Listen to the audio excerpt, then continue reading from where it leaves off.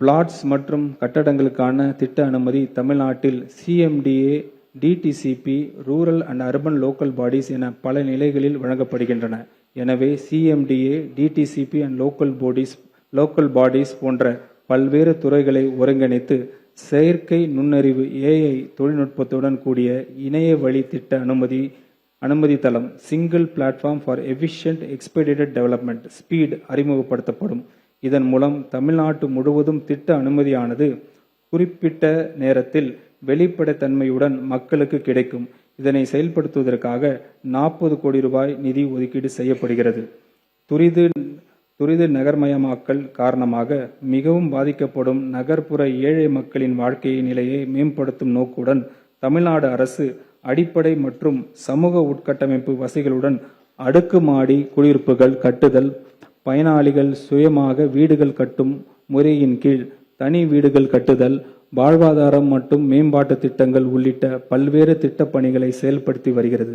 இத்திட்டப் பணிகள் கீழ் பல்வேறு நிலைகளில் முன்னேற்றத்தில் உள்ள 24,131 அடுக்குமாடி குடியிருப்புகளை கட்டும் பணிகள் இந்த ஆண்டில் முடியும்.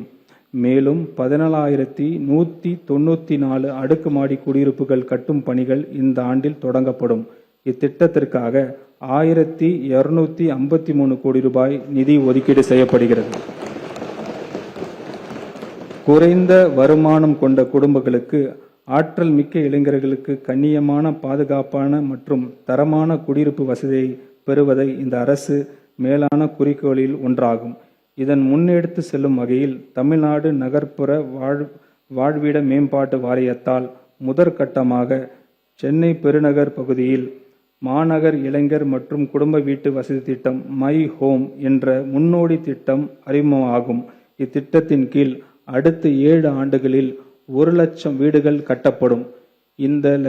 இந்த லட்சிய திட்டத்தின் மூலம் பிரைவேட் பப்ளிக் பார்ட்னர்ஷிப் வாயிலாக சுமார் 15,000 கோடி ரூபாய் முதலீடு ஈர்க்கப்படும்.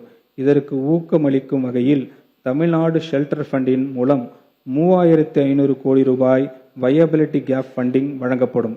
இந்த கூட்டமைப்பு அடிப்படையிலான அணுகுமுறையுடன் டிஜிட்டல் ரெண்டல் வவுச்சர் முறையை அறிமுகப்படுத்துவதன் மூலம் குறைந்த வருமானம் கொண்ட குடும்பங்களுக்கு இளைஞர்களும் தங்களது வருமானத்திற்கு ஏற்ற பாதுகாப்பான மற்றும் கண்ணியமான குடியிருப்புகளை எளிதில் பெற நிலை உருவாக்கப்படும். இந்த முன்னோடி முயற்சி சென்னை பெருநகரத்தை அனைவருக்கும் சமமான வாய்ப்புகளையும் தரமான வாழ்க்கை தரத்தையும் பாதுகாப்பான குடியிருப்பு வசதியும் வழங்கும் பெருநகராக மாற்றுவதில் முக்கிய பங்காற்றும். இந்த திருத்த வரவு செலவு திட்ட மதிப்பீடுகள் வீட்டு வசதி மற்றும் நகர்ப்புற வளர்ச்சி துறைக்கு 8,852 கோடி ரூபாய் ஒதுக்கீடு செய்யப்படுகிறது. நகராட்சி நிர்வாகம் மற்றும் குடிநீர் வழங்கல் municipal administration and water supply மாநிலத்தின் அடுத்த கட்ட வளர்ச்சி பயணத்தின் அத்தியாயம் தமிழ்நாட்டின் நகர்ப்புற பகுதிகளில் இருந்து தொடங்கும்.